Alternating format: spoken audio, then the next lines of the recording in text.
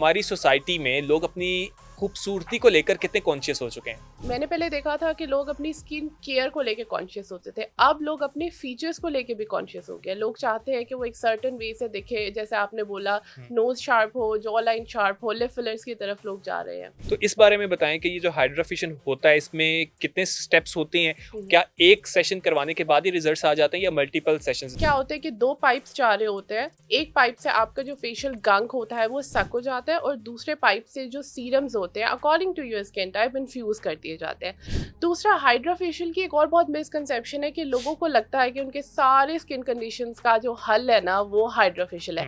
That is entirely wrong. अस्सलामुअलैकुम, this is me Daniyal Suhail और आज के इस पॉडकास्ट में भी हम आपको वेलकम कहते हैं। व्यूअर्स, आज हम जिस टॉपिक पर बात करेंगे वो यकीनी तौर पर आप तमाम लोगों का फेवरेट भी होगा, क्योंकि आजकल हम देखते हैं कि हर कोई अपनी स्किन को लेकर, अपनी ब्यूटी को लेकर बहुत ज़्यादा कॉन्शियस रहता है और हर किसी को आजकल है कि हमने कोई ना कोई ट्रीटमेंट करवाना है। एक ट्रेंड भी बन चुका है और बहुत से लोगों को ज़रूरत नहीं भी होती, लेकिन फिर भी वो जितने स्टैटिक क्लिनिक्स बन चुके हैं वहाँ पर जाते हैं और कहते हैं, कोई कहता है कि हमारे होंठों को जो है वो आप बोटॉक्स करना है, कोई चाहता है कि हमारी जो जॉ लाइन है वो शार्प होनी चाहिए, किसी को अपना नाक पसंद नहीं आ रहा होता। तो ये बहुत सी चीज़ें जो हैं वो लोगों के साथ चलती रहती हैं और हमने सोचा क्यों ना इस बारे में हम डिस्कस करें कि आजकल लोग क्या क्या ट्रीटमेंट्स करवा रहे हैं और गर्मियों के हवाले से हमारी स्किन काफ़ी ज़्यादा डल भी हो जाती है। हमें अपनी स्किन का केयर जो है वो प्रॉपरली किस तरह से करना है, इन तमाम चीज़ों के हवाले से डिस्कस करने के लिए हमारे साथ स्टूडियोज में मौजूद हैं एमन। अस्सलाम वालेकुम एमन, कैसी हैं आप? वालेकुम अस्सलाम, अल्हम्दुलिल्लाह। आप कैसे हैं? मैं बिल्कुल ठीक ठाक हूँ। सबसे पहले तो मुझे बताएं कि हमारी सोसाइटी में लोग अपनी खूबसूरती को लेकर कितने कॉन्शियस हो चुके हैं। आई थिंक आपने बिल्कुल राइटली पॉइंट किया है कि आजकल इन चीज़ों का ट्रेंड बहुत ज़्यादा हो गया है। उसका रीज़न ये है कि इंस्टाग्राम और सोशल मीडिया हैंडल्स आने की वजह से एक कंपटीशन डेवलप हो गया है। हर बंदा चाहता है कि जी मैं दूसरे बंदे से ज़्यादा बेहतर लगूँ, ज़्यादा खूबसूरत लगूँ।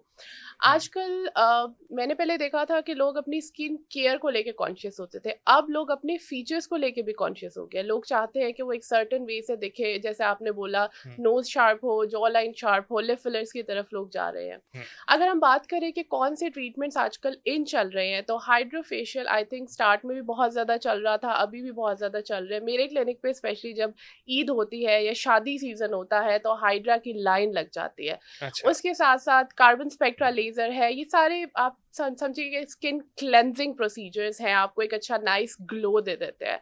लेकिन जो बाकी अगर हम फेशियल फीचर्स को इन्हांस करने की बात करें तो उसमें बोटॉक्स आ जाता है, फिलर्स आ जाता है, थ्रेड्स आ जाते हैं, ये सारे प्रोसीजर्स जो है वो लोग करवाते हैं। अच्छा, जैसा कि आपने हाइड्रा फेशियल की बात की, बहुत से लोग समझते हैं कि अगर हमने हाइड्रा फेशियल एक दिन एक सेशन करवाया तो उसका रिजल्ट फौरन आ जाएंगे। तो इस बारे में बताएं कि ये जो हाइड्रा फेशियल होता है इसमें कितने स्टेप्स होते हैं। क्या एक सेशन करवाने के बाद ही रिजल्ट आ जाते हैं या मल्टीपल सेशंस इसके रिक्वायर्ड होते हैं। अच्छा, अगर हाइड्रा फेशियल की बात करें तो उसका जो एक मेन प्रोब है ना, विच इज हाइड्रोडर्माब्रेशन, वो मेन होता है। उसके अंदर क्या होता है कि दो पाइप्स जा रहे होते हैं। एक पाइप से आपका जो फेशियल गंक होता है वो सक हो जाता है और दूसरे पाइप से जो सीरम्स होते हैं according to your skin type infuse कर दिए जाते हैं। ठीक है। बाकी स्टेप्स टू सम एक्सटेंट उसको सपोर्ट करते हैं, बट उनका ऐसा जितना कोई मेन रोल नहीं होता।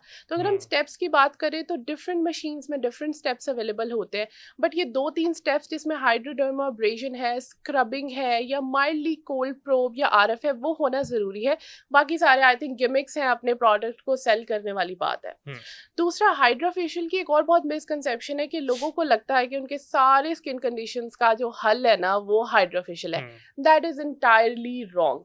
स्पेशली एक्नी प्रोन स्किन है, उसके ऊपर हम हाइड्रा फेशियल करते ही नहीं है। होता क्या है कि जब आपके पस वाले दाने बने होते हैं, अगर हम हाइड्रा फेशियल करेंगे तो वो जो जर्म्स है वो पूरे फेस पे स्प्रेड आउट हो जाएंगे, उससे और एक्नी होगी। तो ये मैं लोगों की मिसकंसेप्शन क्लियर करना चाहूंगी कि आप हाइड्रा फेशियल के ऊपर इतनी उम्मीदें ना बांधें। It's just a cleansing procedure, और एक दफ़ा से डेफिनेटली क्लेंजिंग के पॉइंट ऑफ व्यू से ज़रूर रिजल्ट आता है, बट उसको भी हमें मेंटेन करना होता है एवरी मंथ। जैसे आप कोई भी फेशियल है, नॉर्मल फेशियल, वो भी पर मंथ के हिसाब से आप करवाते हैं, तो इस तरह से हाइड्रा फेशियल को भी पर मंथ के हिसाब से करवाना बहुत ज़रूरी है अगर आपने उस ग्लो को, उस क्लेनलीनेस को आपने मेंटेन करना।